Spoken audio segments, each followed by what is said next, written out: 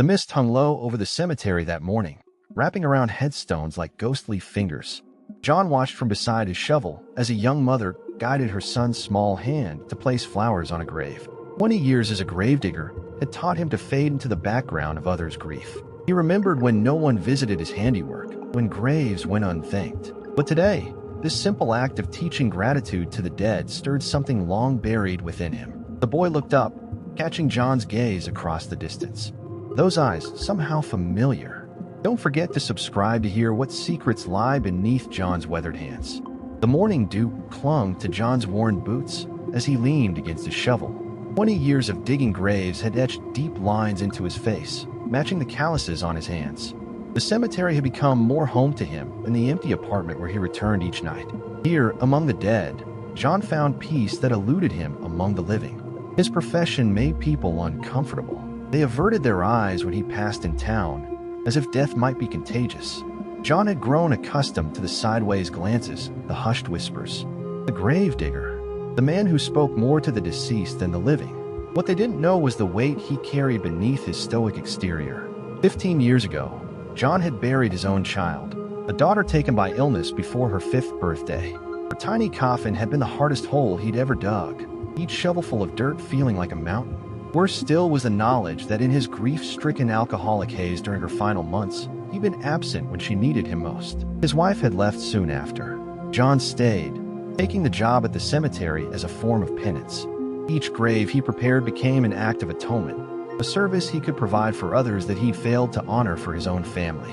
All John wanted now was simple dignity in his work, recognition that what he did mattered, that preparing this final resting place was sacred in its own way. The mother and child moved away from the grave they'd been visiting, walking along the path that led past where John worked. The boy waved shyly. John raised his hand in return, a rare smile crossing his weathered face. "Mommy, what does that man do?" the boy asked loudly. Before his mother could answer, a well-dressed man visiting a nearby plot interjected. "Don't look at him, son," the man said loudly enough for John to hear. "That's just the gravedigger. Probably uneducated. Probably drinks. The kind of man who couldn't do better if he tried." The words struck John like physical blows. His smile faded as he turned back to his work, shoulders hunched against the familiar shame that never truly left him. The mother's face flushed with embarrassment, but she didn't correct the well-dressed man. Instead, she hurried her son along, casting an apologetic glance back at John. That look, pity mixed with discomfort, was one he knew all too well. John drove his shovel into the earth with renewed force.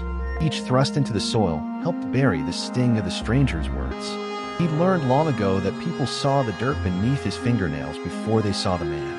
The well-dressed man lingered, placing an elaborate flower arrangement on a polished granite headstone.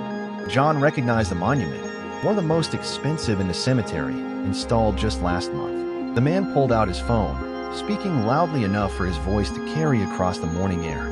"Yes, I'm still at my father's grave. You wouldn't believe the state of this place. They've got some vagrant digging graves. Probably hired him off the street." He laughed sharply. "I'm going to speak to the cemetery board about it. We pay enough for perpetual care. They could at least hire respectable staff." John's jaw tightened, but he kept working. The hole needed to be ready by noon for Mrs. Henderson's burial. Her family deserved a properly prepared resting place, regardless of what anyone thought of the man who dug it. By mid-morning, more visitors had arrived. The well-dressed man was still there, now joined by 2 associates in equally fine attire. They stood near John's worksite, coffee cups in hand, voices deliberately carrying. "That's him," the man said, nodding toward John. "Can you believe they let someone like that handle our loved one's final resting places? My father was a federal judge.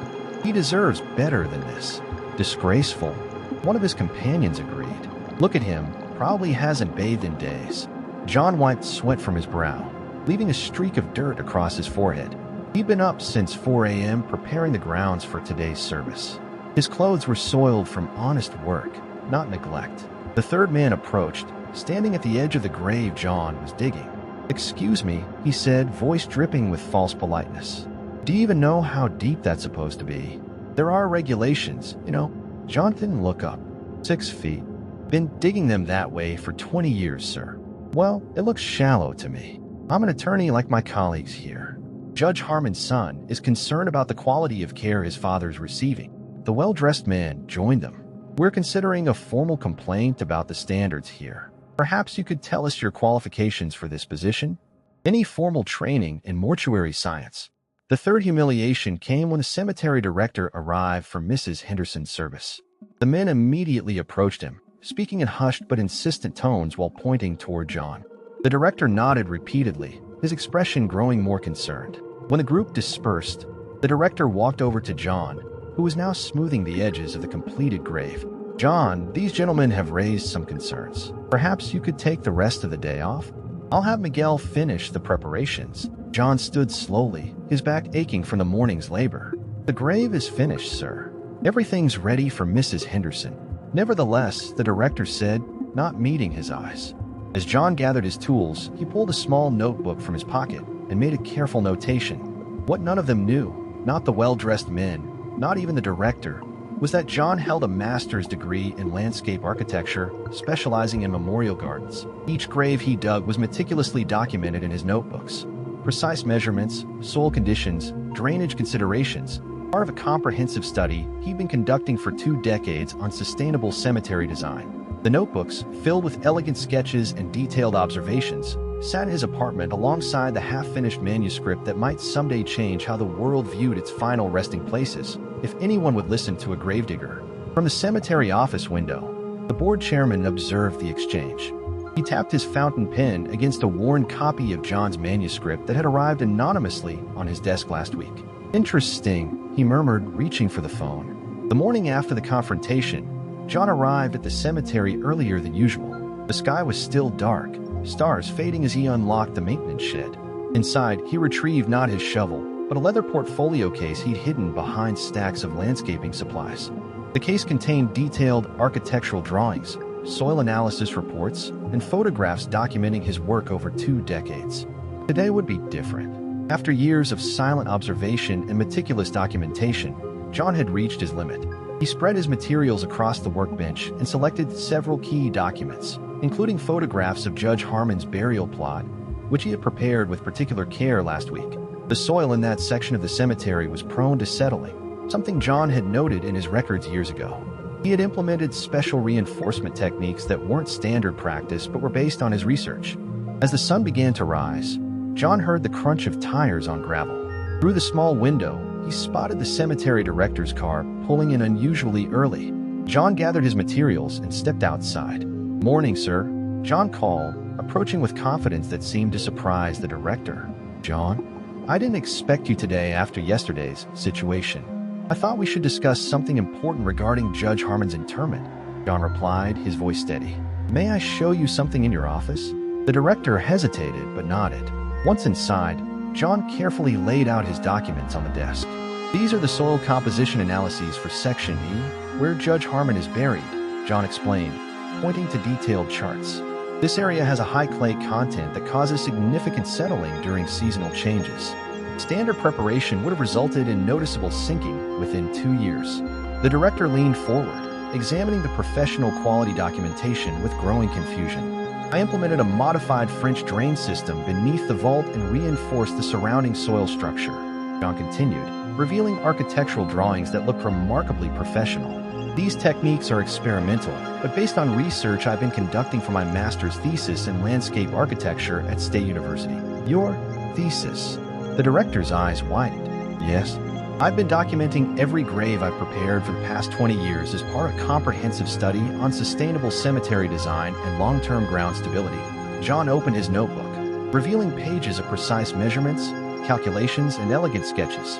Judge Harmon's son and his attorney friends might be interested to know that their loved one received not substandard care, but actually advanced techniques that aren't yet industry standard. The director sat back in his chair, speechless. "Why didn't you ever mention your education?" John smiled slightly. Would it have mattered? I was hired as a gravedigger. That's the work I do. But I do it with knowledge and purpose that goes beyond what most people see. Before the director could respond, the office door opened. The cemetery board chairman, Mr. Whitaker, entered with a leather-bound document under his arm that John immediately recognized as his manuscript. "I thought I might find you both here," Mr. Whitaker said, nodding to John with unexpected respect. "I believe we have matters to discuss." An hour later, Judge Harmon's son and his attorney colleagues arrived at the cemetery, clearly expecting to file their formal complaint. Instead, they found themselves ushered into the boardroom, where large architectural renderings were displayed on easels. "Gentlemen," Mr. Whitaker began, "before you proceed with your concerns, we'd like to share some information about the specialized care your father's resting place has received." John stood quietly in the corner as the chairman introduced him not as a gravedigger, but as our grounds architectural specialist with a master's degree in memorial landscape design. The men's expressions shifted from disdain to confusion as Mr. Whitaker explained the advanced techniques John had implemented specifically for Judge Harmon's plot. The standard approach would have resulted in noticeable settling within 2 years, Mr. Whitaker explained, echoing John's earlier words. Mr. Sullivan implemented specialized drainage and reinforcement techniques that will ensure the stability of your father's resting place for generations. The judge's son frowned. If this is true, why weren't we informed of these special considerations? John stepped forward. "Sir, every grave I prepare receives this level of attention. I don't discriminate between federal judges and homeless individuals who pass through our county. Everyone deserves dignity in their final resting place." The subtle rebuke hung in the air. The attorneys exchanged uncomfortable glances as John continued. "Your father's plot presented particular challenges due to its location on the eastern slope. The clay content there requires additional structural support." John pointed to a soil composition chart. "These are the modifications I made to ensure long-term stability." As John explained the technical details, he noticed the attorneys' expressions transforming. Their legal training made them appreciate the methodical documentation and evidence-based approach. The judge's son, however, seemed more affected by the realization that he had misjudged the man who had prepared his father's grave with such care. I had no idea," he finally said. "We assumed." "That's often the problem with assumptions," Mr. Whitaker interjected gently. "They prevent us from seeing the truth before us." After the meeting, as the attorneys left with subdued apologies, Mr. Whitaker placed a hand on John's shoulder. "That manuscript you sent me is remarkable work," he said quietly. "The board has unanimously approved funding for a pilot program implementing your designs in the new section we're developing." John looked at him in surprise. "How did you know it was mine?" The chairman smiled. 20 years watching you work. The way you measure twice, the notes you take, the care you show, those aren't the habits of just a gravedigger. Those are the actions of someone who sees beyond the surface." Later that afternoon, John returned to his regular duties, preparing a grave for tomorrow's service. As he worked, he noticed a woman and a young boy, perhaps 7 or 8 years old, approaching a nearby headstone. The woman carried flowers, and the boy clutched a small toy car. John worked quietly, giving them privacy, but he couldn't help overhearing their conversation. "Remember what I told you about thanking the grave?" the mother said softly. The boy nodded solemnly. "Because Grandpa can hear us from heaven." "That's right. And because someone took special care to make this place beautiful for Grandpa." The boy placed the toy car at the base of the headstone, then turned and noticed John. He tugged his mother's sleeve and whispered something. She smiled and nodded. The boy approached cautiously. "Are you the person who digs the graves?" John leaned on his shovel. "I am. My mom says you made a special place for my grandpa." "Thank you." Something caught in John's throat. "You're welcome, young man. It's important work." As they walked away, John returned to his task with renewed purpose. The chairman's support and the boy's simple gratitude affirmed what he had always known, that dignity in death required the same care and expertise as any other architectural endeavor. That evening, as John added the day's observations to his notebooks, he reflected on how quickly perceptions could change when hidden knowledge came to light. His life's work, once invisible, was now being recognized, not because he had sought recognition, but because he had remained true to his standards regardless of who was watching. What's your story? We'd love to know where you're watching from. Drop a comment below and let us know what part of the world you're connecting with us from today. John's phone rang at midnight. "I know what you did in Westfield Cemetery," a voice rasped. "The bodies you moved without permits. I have proof." His blood froze. Those unmarked graves had been relocated to save them from flooding, but illegally. Now someone knew. John's hands trembled as he set the phone down. The voice had been disguised, but the threat was unmistakable. 20 years ago, when he'd first started at Oak Ridge Cemetery, the northeastern corner had begun flooding due to changes in the water table. 3 unmarked graves from the 1800s were at risk, simple wooden markers long since rotted away, their occupants forgotten by all except the cemetery records. He'd moved them himself, under cover of darkness, to higher ground. No permits, no paperwork.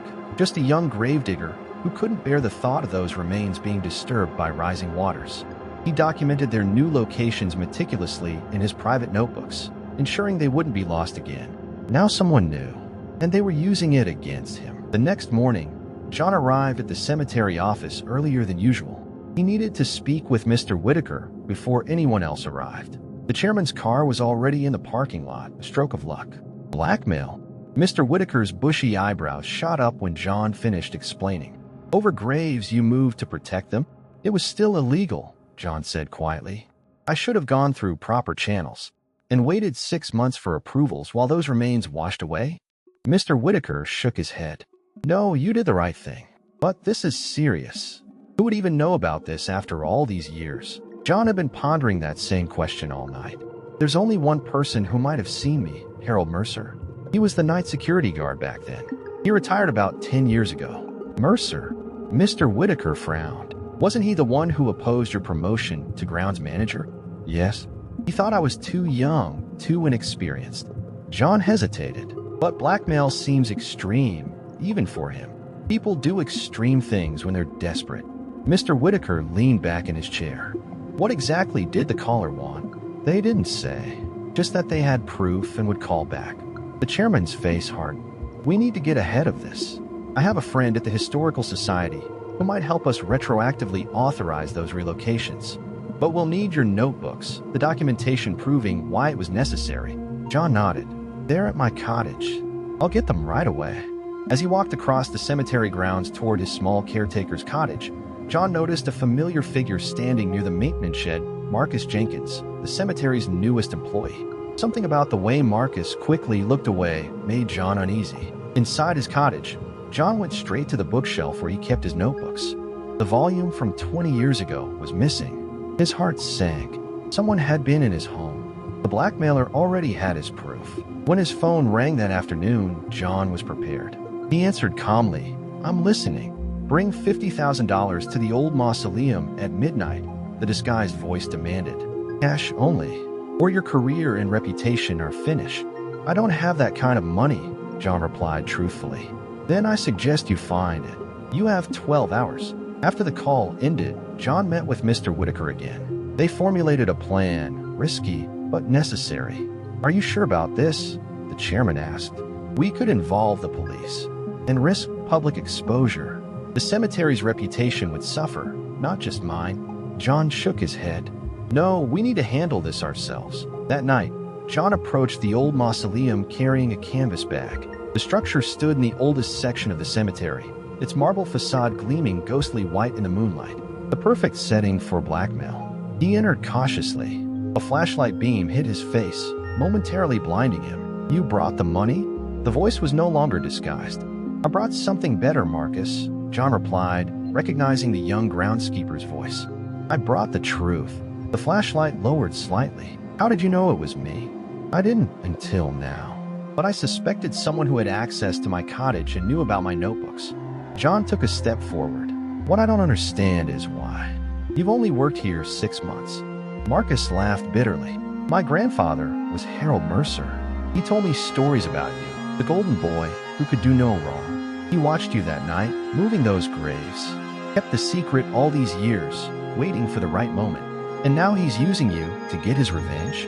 He died last month, Marcus said flatly. Left me nothing but debts and his hatred for you. Said you stole the career that should have been his.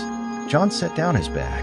Harold was passed over for promotion long before I arrived. His drinking problem was well known. You're lying. Marcus's voice echoed in the marble chamber. I'm not. And I didn't bring money tonight. I brought this. John pulled out a folder. The Historical Society's emergency authorization for those grave relocations, dated yesterday, but retroactively applied. Signed by the board and the County Historical Commission. Marcus stared at the documents, his flashlight beam shaking. That's impossible. It's done. Your blackmail has no power now. John took another step forward. But you still have my notebook. It contains 20 years of observations, irreplaceable data about soil conditions, erosion patterns, botanical records. It's valuable to me, but worthless to you. For a long moment, the only sound was their breathing in the cold mausoleum air. Then Marcus reached into his jacket and pulled out the worn leather notebook. "My grandfather wasted his life on bitterness," he said quietly, "and I almost followed him." "You have a choice now," John replied. "Return the notebook, resign quietly, and this ends tonight. No charges, no permanent record. And the alternative, I press charges for breaking and entering, theft, and attempted blackmail." Marcus placed the notebook on a stone bench between them. "I made a mistake." "We all do," John said. "The question is what we learn from them." As Marcus turned to leave, John added, "Your grandfather wasn't a bad man, just a troubled one. Don't let his bitterness become yours." Standing alone in the mausoleum after Marcus left, John felt the weight of the past and present converge. He had protected those forgotten graves years ago, out of respect for the dead. Tonight, he protected something equally important, the living legacy of his work. He opened the notebook, finding his meticulous notes intact. Tomorrow would bring difficult conversations with the board about security and whether Marcus should face consequences. But tonight, surrounded by the peaceful silence of the cemetery, John knew he had made the right choice, both 20 years ago and now. The following morning, John arrived at the cemetery office earlier than usual. The confrontation with Marcus had left him drained but resolute. He placed his recovered notebook on his desk, running his fingers over its worn leather cover before turning to the window that overlooked the grounds. The cemetery board had called an emergency meeting for 9 o'clock. John had spent the pre-dawn hours preparing what he would say, knowing that the truth would finally emerge after 20 years of silence. When he entered the boardroom, 7 solemn faces greeted him. Among them was Eleanor Prescott, the board's chairwoman and granddaughter of one of the cemetery's founders. "John," she began, "we reviewed your written statement about last night's incident. Before we discuss disciplinary actions against Marcus Mercer, we need to address the matter of these grave relocations." John nodded. "I understand. 20 years ago, I discovered 3 unmarked graves during routine maintenance in the north section. They predated the cemetery's official founding, likely poor immigrants or servants buried without proper documentation. And you moved them without authorization," said Richard Tanner, the board's most senior member. Yes, John admitted. Construction was scheduled to begin the next day on the Whitmore Mausoleum. "I knew that if I reported the graves, the project would be delayed for months of archaeological assessment. The Whitmore donation was keeping this cemetery afloat." Eleanor leaned forward. "So you chose to protect the institution over proper protocol." "I chose to protect both the institution and those forgotten souls," John corrected. "I carefully relocated them to consecrated ground in the East Meadow, documented their original locations, and preserved what few artifacts I found. They received more dignity in that moment than they had in death." The board members exchanged glances. "Your intentions were admirable," Eleanor said finally, "but your methods were unacceptable. The board cannot condone actions taken outside proper channels, regardless of outcome." "I understand," John replied quietly. "As for young Mr. Mercer," Richard added, "his attempted blackmail is a criminal matter." "I won't press charges," John said firmly. "He was manipulated by his grandfather's bitterness. Harold Mercer believed I had stolen opportunities from him. Harold's alcoholism cost him his career advancement, not you," Eleanor stated. "Yes, but perception becomes reality when nursed long enough," John replied. "I'd like Marcus to have the chance Harold never took to break the cycle." After lengthy deliberation, the board reached its decision. John would retain his position but forfeit his pension's early retirement option, a significant financial blow. Marcus would be placed on probation rather than terminated, required to complete community service hours at the Historical Society. When John informed Marcus of the board's decision later that day, the young man's defiance had dissolved into shame. "Why would you help me after what I did?" Marcus asked. "Because carrying hatred is its own punishment," John replied. "Your grandfather couldn't put down that burden. Perhaps you can." As Marcus left, John felt the weight of his own sacrifice. The pension penalty meant working 5 additional years his aging body would feel with every shovel of earth. Yet there was relief in having the truth exposed after decades of secrecy. That evening, John visited the East Meadow, where 3 simple stones marked the graves he had relocated. He had carved them himself, inscribing only, "Unknown but not forgotten." Justice had been served, though imperfectly. The institution was preserved, the dead respected, and a young man given a second chance. John had paid his price willingly, understanding that some debts can only be settled with time and quiet dignity, currency of those who tend to both the living and the dead. The following weeks brought a quiet transformation to John's routine. Each morning, he rose with the sun, his shoulders lighter despite the physical toll of his work. The cemetery grounds felt different now, not just a place of endings, but of reconciliations. Marcus had begun his community service with reluctance, but was gradually showing interest in the cemetery's historical records. John kept his distance, offering guidance only when asked, allowing the young man to find his own path to redemption. On Thursdays, John now took lunch at the small bench near the East Meadow, sometimes speaking softly to the 3 unmarked graves as if keeping old friends company. The secret he'd carried for decades no longer haunted him. One crisp autumn afternoon, as John was closing the maintenance shed, he noticed a woman standing by the cemetery gates. Elderly but straight-backed, she clutched a folder of yellowed papers. "Mr. Holloway," she called, "I believe you knew my father, Harold Mercer." John froze. Harold had no daughter, at least none he'd ever mentioned. "I've been searching family records," she continued, approaching slowly, "and I found letters mentioning something that happened here in 1967. Something about 3 graves." The papers trembled in her hands as a cool breeze swept through the cemetery, rustling leaves across pathways John had spent a lifetime maintaining. "Perhaps," she said, "we should talk. Don't forget to subscribe and like this video if you enjoyed this story. Share your thoughts in the comments about what you think might happen next in John's journey."